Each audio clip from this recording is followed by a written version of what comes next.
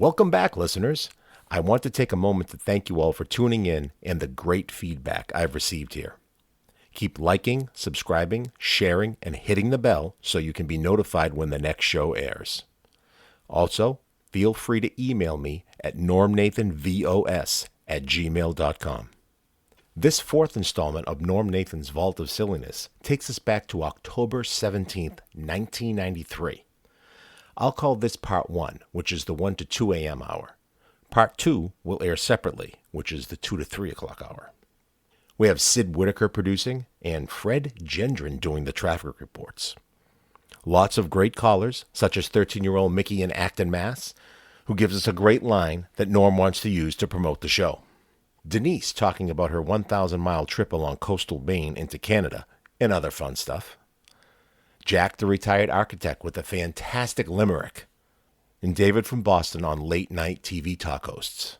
And how about the commercials? We will learn all about triple-action Goldbond medicated powder. What constitutes the triple action, you ask? Absorbing, medicating, and drying, of course. We get teased with a Floramo spot with Bill Marlowe, but it gets cut off. Do you remember what that great tagline was? And we'll learn about the MBTA Patriots train. Sit back, relax, and enjoy.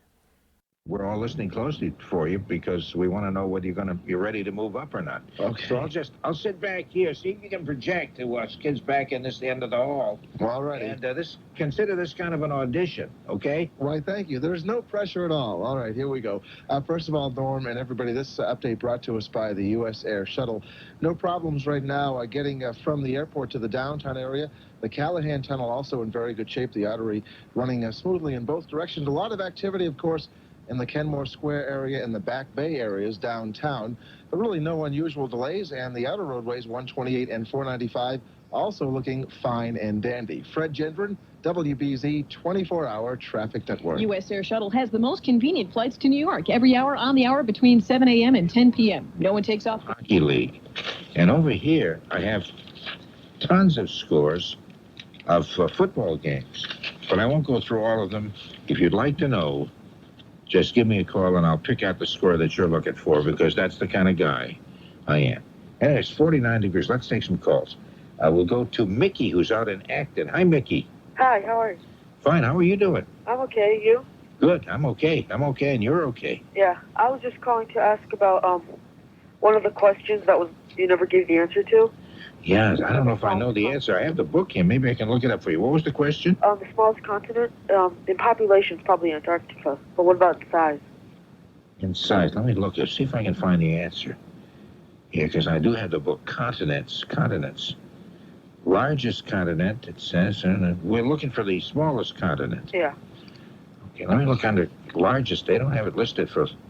I was looking in the contents. Yeah. Let's see. Smallest probably either Australia or Europe. Okay. Okay, gee, I think I will have to take a little time looking through here because I don't know. The largest continent is Asia. And so on. Let me see. World's 10th most populous country. The real name of Jacques Cousteau. I made that up. That isn't even in here. Yeah, I know.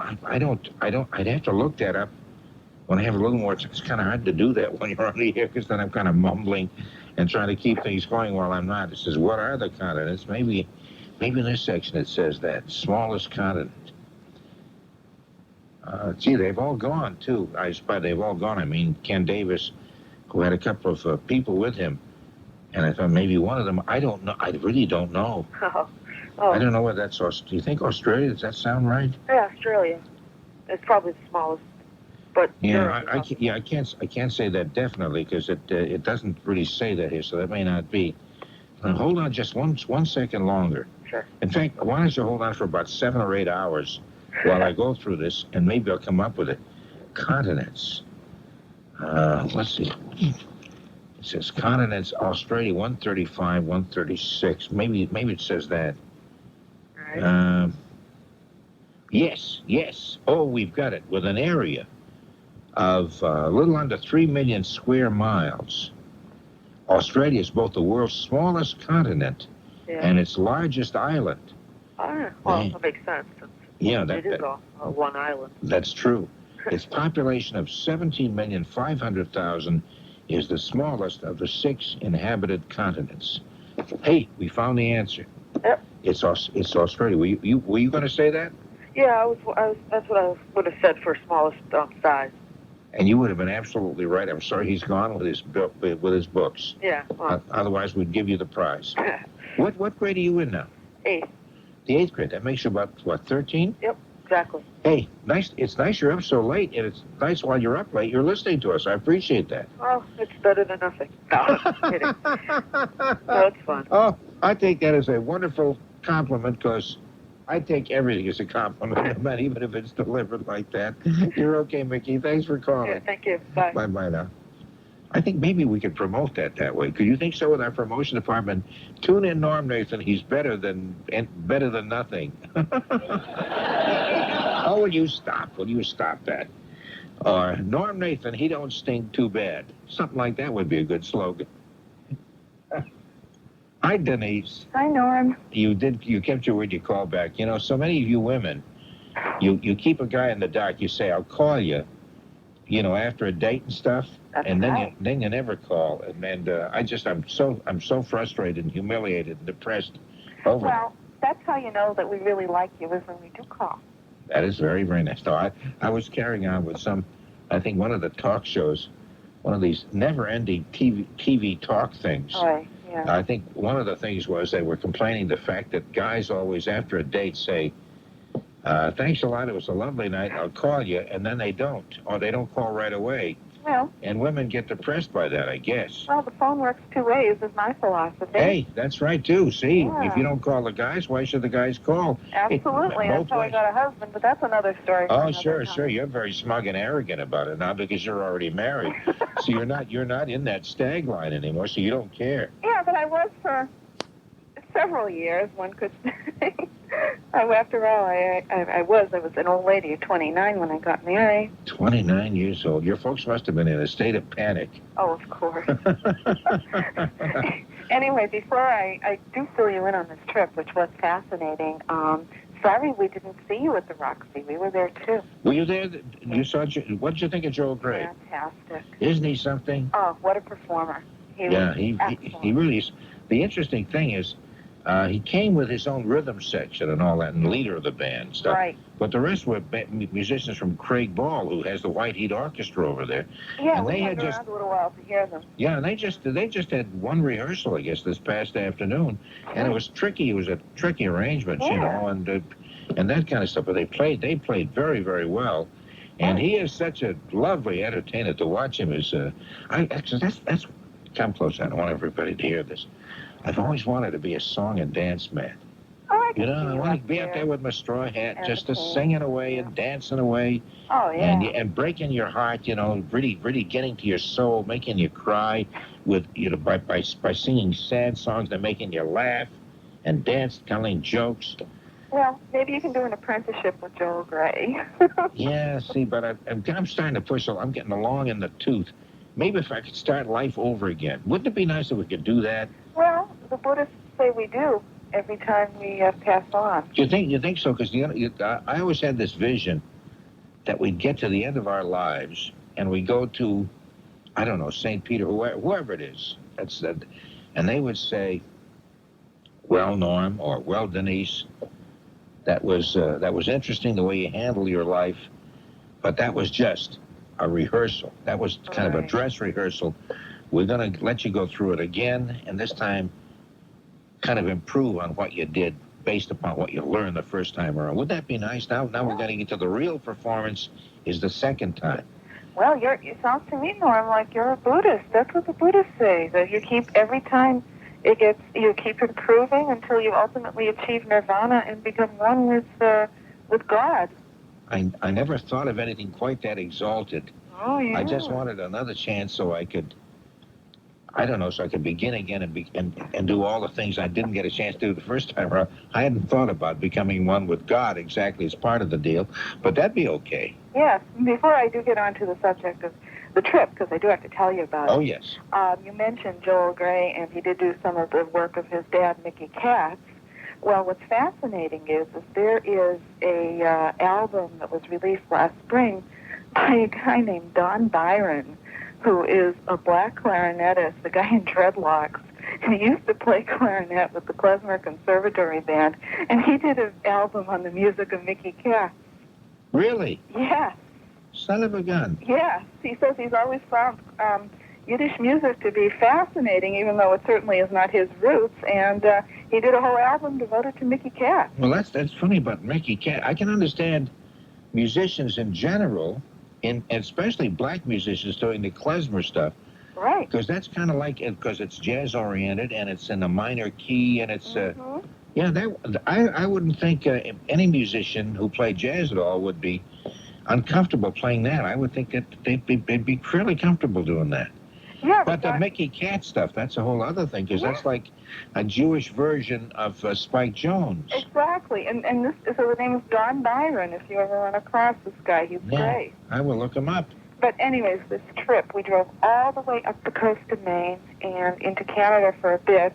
We stopped at several lovely beds and breakfasts along the way. First couple of nights we stayed in Kennebunkport, which we've been to many times because it's so close by. Then we headed up to mid-coast to Penobscot Bay to Camden, which is lovely. I don't know if you've been up there. Yeah. And Camden is sort of the Northampton of Maine. It's the Northampton, Mass. of Maine. It's very artsy. It's fairly well off, a number of transplants, but it still maintains the character of the surrounding fishing area, and it's just absolutely gorgeous. And then we drove all the way down east, and we stayed at a lovely little bed and breakfast in Lubec, Maine, the easternmost town in the United States. Fascinating area.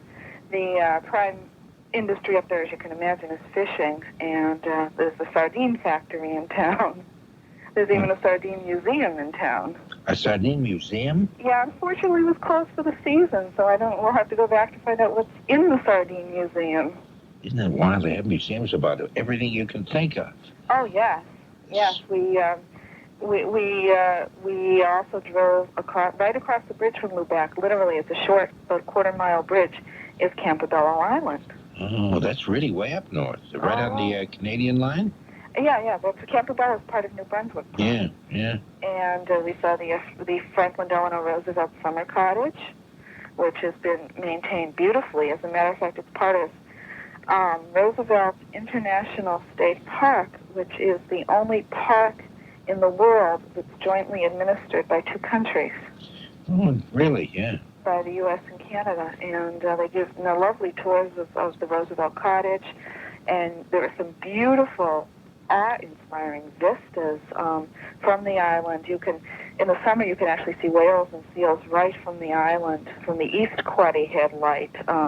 West Quoddy Head Light is the easternmost point in the United States, and East Quoddy Head is on Campobello. And you can actually get to the light by a footpath, but only at dead low tide. And the tides there are so high and come in so fast that we were there about an hour after low tide. The footpath was still empty, but within a half an hour it was underwater.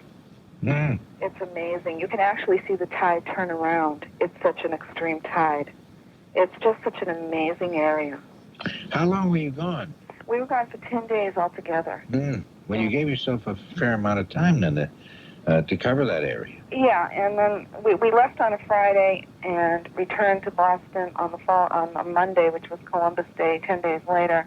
Spent the last weekend in Portland. I have family there. We figured that was a good way to re-enter the real world.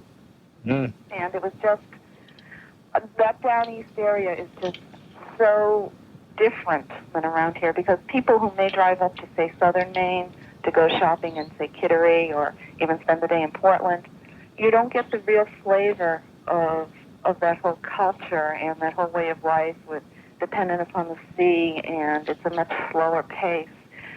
Down Easter once told me a long time ago that Portland was just a suburb of Boston, and now I understand what he means.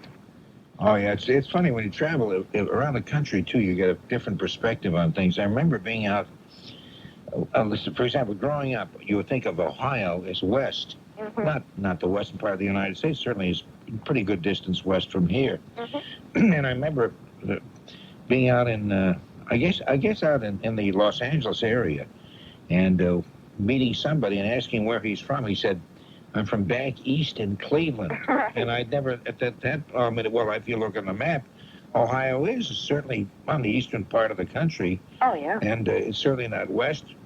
Mm-hmm. Although we think of it as Midwest, and I just never thought of it as back east. Oh, it depends on where you're from, and it's just that whole area. We ran into people from all over the country who were touring New England because the foliage, of course, was peak, and it's spectacular up in that area of Maine because you have the contrast between the reds and the golds of the foliage with the blue of the water, and it's really spectacular. Mm. Had people from Colorado, from California, from Kentucky, from all over. That's one of the neat things about staying in these beds and breakfasts, because you talk to these folks over breakfast, and you get to meet a lot of people that way. Yeah, and they give you another rough sketch about some part of the country where they have just been, or some part of New England or whatever. Yeah, and you also get to know your hosts pretty well, who are from the area, who can really tell you about the area that you're staying in too.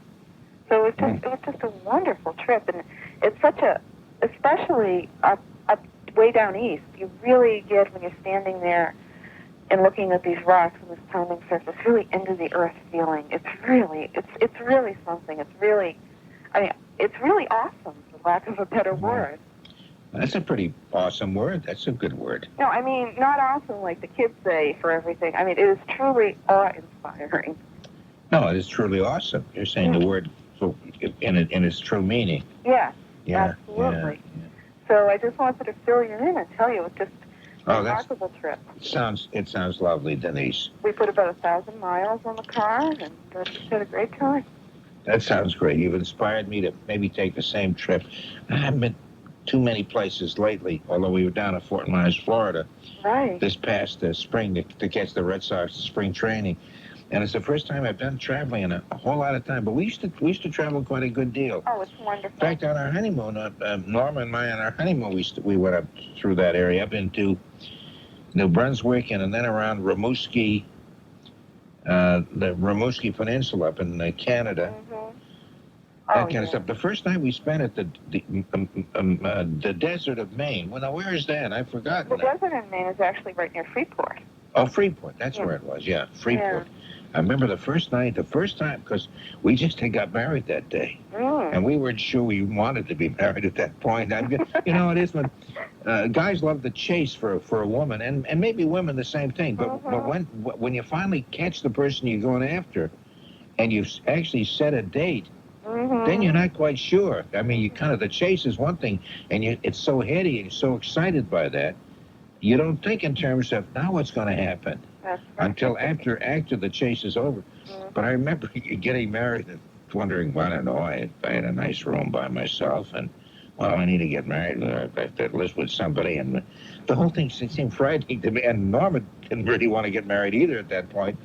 And then we were married, and suddenly it became very lovely. And I remember spending the time up there at Freeport, Maine, and for the first time in my life as a married person, and it was really nice. Married life is a great thing. Oh, it sure is. I hope you don't mind my just sitting here like a total idiot, philosophizing about that kind of thing, like I've just discovered it, like I'm the only one who's noticed what I'm saying. Well, I think it's pretty neat too. And for our anniversary, we're taking a brief trip to London next month. Oh, have you been to London before? Several times. Oh, sucker! I wish you'd said no. I've never been there. Then I could expound on London. But you've been there more than I have, so I can't do that. But it's a great. I love England anyway. I think that'd be a great trip. Oh yeah, we're going to see the new Lloyd Webber mega hit, Sunset Boulevard. We do have tickets, so I'll have to report back to that. Okay, because I get some great bed and breakfast place in England. And the women, there are a lot of women who run them who look a lot like Greer Garson. Mm-hmm. Yeah, they all look like and talk like Greer Garson over there. Apparently, you can't get a license for a bed and breakfast place unless you do. Oh, it's a requirement. Oh yeah, you must sort of say, oh, hello, I'm so glad to see you. Then I'll tell you a story about World War II, in which they married Walter Pidgeon. That's right. So I think I'm beginning to drift off into. Well, I will give you one more silly thing that occurred. Okay. One of the things that we did is we also saw, last night we saw Five Guys Named Mo, which we absolutely adored. That's Really? a fun show. Oh, good. But a part of it is that they have, the end of the first act, they have a conga line, an audience participation conga line.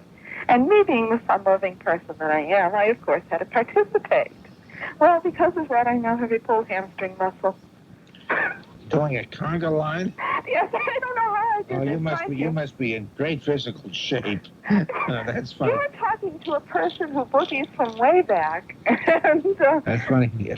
And incidentally, that's a great theater. The Wilbur is a perfect theater to watch something because it's so small. Oh, it was lovely. But I don't know what I did because as I said, you're talking to a major boogier here, and I was so upset that I couldn't dance to White Heat tonight because of that. I pulled a hamstring in a conga line. Don't ask me how. Say, you got married, and you went you went to pot. You said, I don't need to keep myself in shape. I now have a husband. I don't have to look for any. So therefore, it doesn't matter whether I'm in condition or not. And that's what happens to you women. Denise, it's pitiful. Oh, it's pitiful. Plus, you met me, and you know that's not true. I know that. I was just making that up. Talk to you later. Okay, bye-bye. Bye. Can you really afford the cost of a home security system? You'll need at least 2 exterior door protectors, an interior motion sensor, an interior sounder to help scare away the burglar, and a keypad to control Traffic Network, and Fred Jendren, who has that report. Fred? Okay, Norm, we have some fog beginning to roll in a little bit. Of course, we dealt with that through last night in the overnight hours and through a good part of this morning as well. Along the coast, especially the north and south shores, the downtown area hasn't been affected all that much yet. But the closer you get to the coast, the more you may find some foggy situations, so do be aware of that.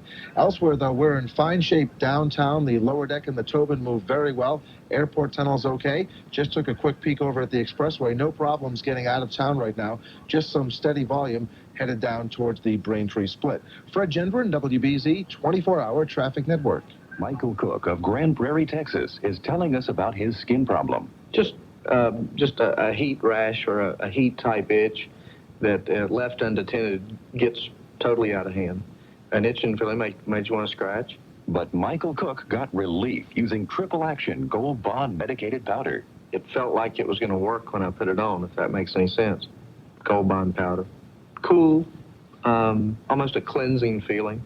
Made me feel fresher, cleaner, and it feels really good. Goldbond's Triple Action is like 3 great powders in one. It has the absorbing action of powder, the medicating action of a proven itch fighter, and the drying action of zinc oxide. That's Triple Action Goldbond. Goldbond medicated powder has solved my problem. Made my life more comfortable. Goldbond medicated powder has worked for me, and I'm sure it'll work for others. Try Triple Action Goldbond medicated powder. Use only as directed. Available at all Walgreens stores. When are you going to visit Tommy Floramo's restaurant? Hi, this is Bill Marlowe. The reason I ask is everyone who goes absolutely loves it, and you really don't know what you're missing if you haven't been there. Tommy Floramo's restaurant, located between Chelsea Stadium and the Mystic Mall at 213. Floramo's. The food is so good. I don't know. Hey, let me talk with Jack before I get really silly. Hey, again, talking with you, Jack, makes me really silly. Well, you know, I can back that guy up because while I was waiting, I went over to Floramo's and I had those turkey tips garnished with the Goldbond powder. They were delicious. Oh, well, it prevented your tongue from getting itchy. Yeah, actually, while I was waiting, I wrote a little ditty in honor of you. Oh, really? Oh, yeah. Call on Nathan, my dear. You'll find that he's better than beer. With chortles and chuckles, he'll make your sides buckle, and he never runs out of good cheer.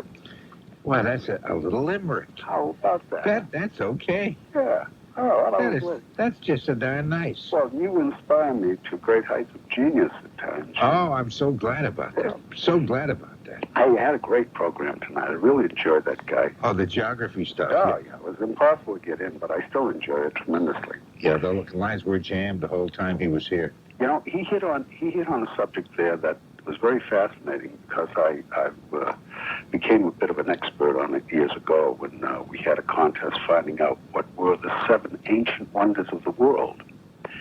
And I always thought that the Great Wall of China was one of them. Apparently not, huh? No, that was built in the medieval times. These were ancient wonders, you know, back around the time of the Greeks and the Romans. Oh. And I can name all 7 of them.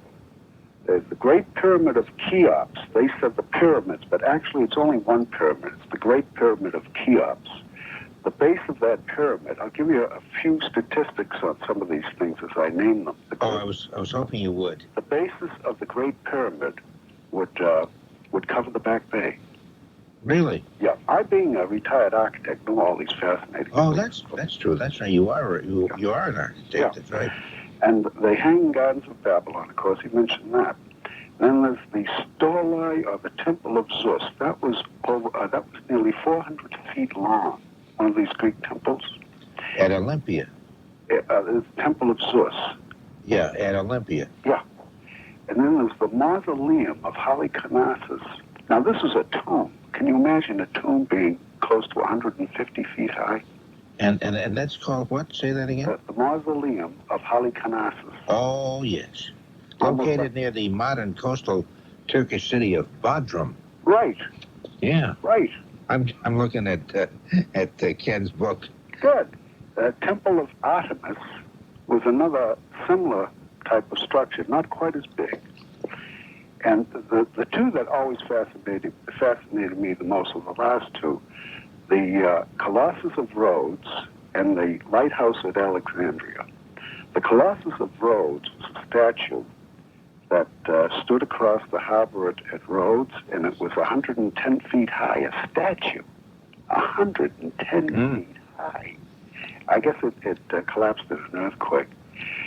And the Pharos, or Lighthouse of Alexandria, just listen to the size. How do they ever build these things? 400 feet high. Yeah, as a matter of fact, there was I wonder how they ever built these. Yeah, 440 feet. The what? 440 feet. He's right, because the 400 feet that I have in my little sketch here goes just to the rim of the top of the lantern. There's a crown above that. You know how our lantern is on the top of a lighthouse and it's curved at the top? Yes. So this is just to the rim. This is like, if you compared it with your head, it'd be to your eyebrow. So there very easily could be another 40 feet above that for the rounding of the crown. So that's probably right. It's served as a lighthouse for like 1,000 years, pretty much. 1,000 years. Yeah. Isn't that something? Yeah. By the way, you know how long the Great Wall of China is? No, I have no idea. It's 1,400 miles. Really? Yeah. During the war, I was in China for 6 months, right after the war, and we flew over the Great Wall of China. And I'll tell you, Norm, when the pilot said, "Hey, there's the Great Wall," I looked down. I had to rub my eyes. I thought I was looking at a dream. This thing went over the mountains like a great snake, you know? Yeah, when you talk, you said it's 1,400 miles 1,400 long. When you figure that's halfway across the United States. Yeah. Pretty nearly halfway across the United States. To put things in perspective, that's unbelievable. Yeah, it is unbelievable. And it's all covered with political signs. Today. I made that up. Political signs? Yeah, I always said that because I thought it was a humorous remark. Well, no. And you're analyzing it now, and it's kind of spoiled everything. Well, no. In China, they don't put up with that sort of thing now. No, I know. See, no, that's why I said that. See, I said it's covered with political signs. You're supposed to just go, and then let it go, and let's get on to something else. Don't analyze these little bits of nothing that I throw in. Well, you see, you had me in a scholarly mood, you see. Oh, that's right. I know. I was away from my jocular mood there for a while. I got very serious. But I really did enjoy your guest tonight. He was really terrific. I was just hoping that he'd be able to stay long, but what, you know. I know it. I kept coaxing him just to stay another half hour. Really enjoyed him. No, I think he was only planning to stay about 10 minutes when they came in, and I said, but just, give away a few more books. And it wasn't so much just giving away the books, but just talking about geography and that kind of stuff. I thought was quite interesting. Also, come close. I don't want everybody to hear this. He brought a couple of very attractive ladies with him. Did he really? Yes, they're from promotion people and stuff from Avon Book Company. Well, that's the sign in the scholar, We like to know what his extracurricular activities are, what his hobbies are. His hobbies are fooling around with publicist from the book company. Well, I made that up. my hobby used to be beer, but since I wrote this, call it Norm Nathan, my dear, you'll find it's better than beer. So I've changed my whole habit of life just listening to you. Okay, I'll see you now. Okay, Jack. Good night. Bye now. Oh, hey, is this David in Boston? Hello? Yes, David, you're on WBZ. Hey, is it still 1993 or? It's still 1993, yeah. You go okay. back to sleep and we'll wake you in 1994. Yeah, I just want to make sure the year didn't change while I was waiting. Just a little joke there, Norm. No, because you were waiting a long time. See, now I know that's kind of tough to wait a long time, but that makes me look good. It like I've got so many people waiting to talk that there's a long waiting list. So a good show. First of all, I want to talk about Conan O'Brien and David Letterman. Okay. I think Conan O'Brien is terrible. And I think Letterman is very good. And I find it funny that a guy who graduated from Harvard, Conan O'Brien, is much less funny and comes across as much less intelligent than a guy who graduated from Ball State, which is David Letterman. That's a snobby way of looking at things, isn't it, David? It's funny. You're looking at Ball State out in Indiana, and you think because a guy graduated from that seedy school or something, that he should not be as funny as a guy from Harvard. After all, Harvard is an Ivy League class outfit.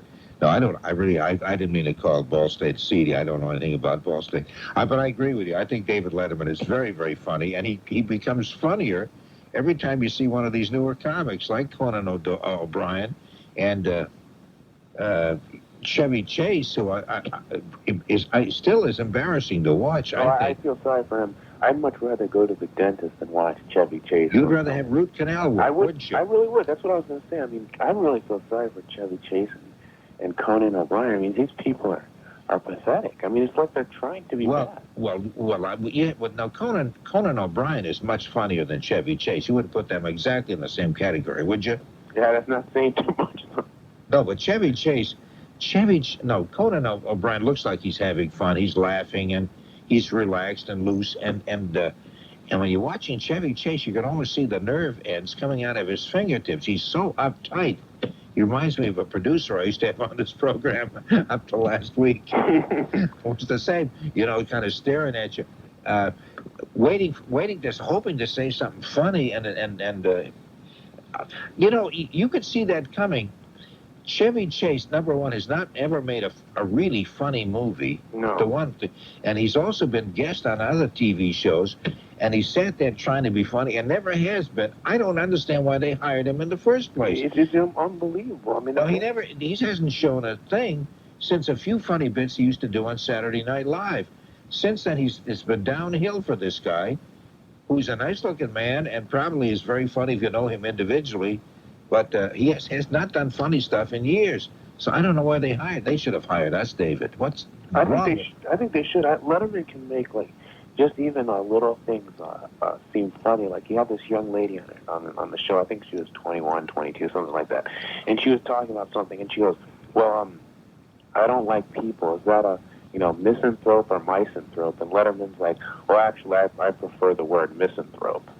And he just can he has such a drive. Well, he looks like he's having fun, and he looks like he's very much in command of what he's doing. Exactly. And so when you watch him, you don't worry about him doing something embarrassing, because even if he couldn't do anything embarrassing, he'd make a joke out of even being embarrassed, so it wouldn't be bad anymore. No, he's a very natural talent, and it was interesting when he first started on the CBS series, and when NBC was running the early parts of his show. Remember his first shows on NBC? Yeah. Even though he looked funny, he looked like his hair looked like it was a helmet on his, and he looked much younger and all. Even then, the things he was coming up with, the ideas and everything, even from the very beginning, were very, very funny, very creative ideas. Now, he's just a great talent, and not many people have that. And you realize that when you see all these others who are trying very much to do that. I think Conan O'Brien seems to be having fun. I think he's far superior to Chevy Chase, and maybe one day, since he's had very little on-camera television experience, may very well shape up into something very special. I think he should have gotten more experience before he got the job. Well, that's probably so, too, yes. I think Letterman is intelligent, and I think Letterman, what Letterman guests don't realize is he uses them for sport. He uses them as foils. He just makes a mockery out of the entire show and of his guests. And I think his humor is very, very dry, and he's very sarcastic. But, that's all part of his shtick. I'm sure he's a very, nice guy in his private life. As I take it, he's been married to the same woman or had a relationship with the same woman for 15 years. And he hasn't dumped her for some blonde floozy. So I'm sure he's just your regular easygoing guy. But I really like his sarcastic approach. I think it's very fun. Well, I find his interviewing of people very interesting. I think he brings out some nice points in them. He sounds like he really looks at them, and he sounds like he's really listening to the answers. Joan Rivers is like that too. You may not. They're quite different kinds of people, but when she talks to somebody, and I find this to be true of Whoopi Goldberg also, when they talk to people, they really seem to be talking to people and really listening and caring about their answers, and it's not as though they're throwing a question and listening to the answer like they want to do a bit on the answer. So some people are kind of like that, like, you're answering me now, but I want to come back with something funny when you're through. And there's sort of, you can see the glaze coming over their eyes while they're trying to think of something funny to say afterwards. These people I mentioned, I think, are really listening and really asking good questions. I think they're all good interviewers. And not too many people on television are. And the thing I like about Letterman is he really doesn't take himself seriously like some of these other hosts do. At the press conference, when someone said, do you think the fact that you're getting paid $64 million over 4 years is going to alienate your audience? Letterman said, if it does, I'll just go out and buy a new audience. and they asked him, he's like, no, seriously, I know I'm not worth that kind of dough. And he just doesn't take himself seriously. He's just out there that's nice. doing a show for an hour, having a good time. That's nice. Yeah, no, I agree with you. I get that same feeling about him, too. You know something, David? We have probably done the most in-depth analysis of late-night talk people that probably you'll hear any place. And I think what we've come up with and our conclusions are quite solid. And I think there's probably not a television critic in the country could top what we just did. Keep up the good work, Norm. You too, Dave. Bye-bye. Bye-bye now. There goes David with the applause and the acclaim of the WBZ Teen Canteen Kids. Does your baby suffer from red, irritated diaper rash? Irritable, especially when you went to change him because he was scalded, had heat rash and diaper rash. Well, I felt sorry for the poor little fella. Then Gwendolyn Jones of Fort Lauderdale, Florida, discovered Baby Goldbond medicated powder. Baby Goldbond. It's the only thing I used. It began to get better, lighter, each day. And it seemed to cut down the red-looking part of it. And then it just seemed to dry up and it was gone. Baby Goldbond combines zinc oxide with the finest talcum powder to relieve baby's red, irritated skin and actually helps prevent diaper rash with ingredients medical experts recognize as both safe and effective, including a skin-protecting medication ordinary baby powders don't have. He isn't scalded anymore. I'm still using it on him when I have him because I like it, and I'm sure he likes it. Baby Goldbond. Baby Goldbond medicated powder does more for diaper rash than ordinary baby powders. Use only as directed. Available at all Walgreens stores. Going to a Patriots game? Avoid traffic jams and parking hassles by jumping on the tee to the game. It's a special MBTA Patriots train with service to every New England Patriots home game at Foxborough Stadium. The Patriots train leaves South Station at 11:30 a.m. and arrives at Foxborough Stadium at 12:30, making several convenient stops along the way. For more information, call the MBTA at 617-722-3200. 722-3200. Only from the tee, the alternate route to Foxborough Stadium and WBZ News Radio 1030. Okay, let's take some more phone calls because that would be a swell thing to do. We'll go to Marty in Rockland, the newspaper guy. Yeah. How you doing, newspaper guy? How you doing, Norm? I'm doing fantastically well. Yeah. I'm expecting another award for this program. I think it's that good. Maybe we ought to tell Dave from Boston that if you go to Harvard, it's not considered funny, it's considered humorous. Oh, humorous, that's right. Witty, maybe witty or something like that. Yeah. No, I just wanted to call up and thank you for that useless gift that I got for playing. Oh, I forget what it was that I played a long time ago. Was it the dumb birthday game? Maybe something else. It wasn't the dumb birthday game. The letter, I think it was one of the other, you had somebody like the geography guy on. Oh, I think we had somebody. Out the games, I think we ran out of whatever it was we were supposed to give away. And so I filled in with the usual useless stuff from the WBZ tacky and worthless gift and well, bookshop. My voice must have been really off the night that I called up and won the prize, because instead of it coming to Marty, it came to Mary. Oh, really? And it was a gift. You know, it was a book of Victorian romances. Oh, really? That's funny because, you know, I send all these things out. Yeah. You probably think I have a battery of helpers who do all this. It's just me sitting there and thinking, what can I throw in this envelope that's really kind of useless and totally unimportant. And I wrote the name. Apparently the name was given to me as Mary, and since I never really knew your last name, I couldn't tell that was to you, so that's my fault. Put it this way, Mary, the Mary in my family here would have been a woman of that era. It was my grandmother's first name. Oh, I see. Okay. So she might have gotten a big kick out of it, but unfortunately, she's not doing any reading now. But it was a book on Victorian romances? Yeah, 3 Victorian marriages or something. One was Charles Dickens and his wife, and I forget who the other 2 people were. Yeah, I don't know how that... But I'll have you know that it makes the coffee table not tilt anymore. Well, I see. Oh, that'd be one of those things. I was kind of hoping you'd leave it on top of the coffee table. Does it look like an intellectual book or just a piece of crud? Well, it's a paperback, so it fits better under the coffee table. Okay, yeah, paper. It's hard to impress people with a paperback. Should have big hardcover thing. Yeah. Okay. Well, next time. Well, hey, next time, we'll get the gender right anyway. Okay. Norm, thanks again. Hey, thanks for calling, Marty. Yeah. Take care. Or was his name Mary? If you suffer from motion sickness, listen to Hazel Dew of Houston, Texas. All my life I've had problems with motion sickness, but if I was in the back seat of the car on a long trip, I would get so nauseated and so dizzy I couldn't walk. It was just terrible. It's time you discovered doctor-recommended Marazine. Marazine tablets take the sickness out of travel, help prevent that queasy, nauseous feeling, help treat the dizziness and sickness motion can cause. The minute I tried Marazine, I found relief, and I can travel, and I would not be without it. When I take that, my mind tells me I'm going to be all right, and I am. Marazine contains a medically proven ingredient no other leading motion sickness tablet has. And Marazine won't cause the marked drowsiness Dramamine may cause. Marazine. It's given me self-confidence to feel that I can travel alone and be secure and not feel that I'm going to be extremely sick or ill on an airplane all by myself. Marazine. M-A-R-E-Z-I-N-E. Marazine tablets take the sickness out of travel. Use only as directed. Available at CVS, today's neighborhood drugstore. When Albert Charles Whitnauer opened his watchmaking business back in 1885, he knew of only one way to make quality timepieces. You don't mass-produce them. You handcraft each and every one of them, one painstaking piece at a time. Well, that same commitment to precision can still be found in every Whitnauer watch today.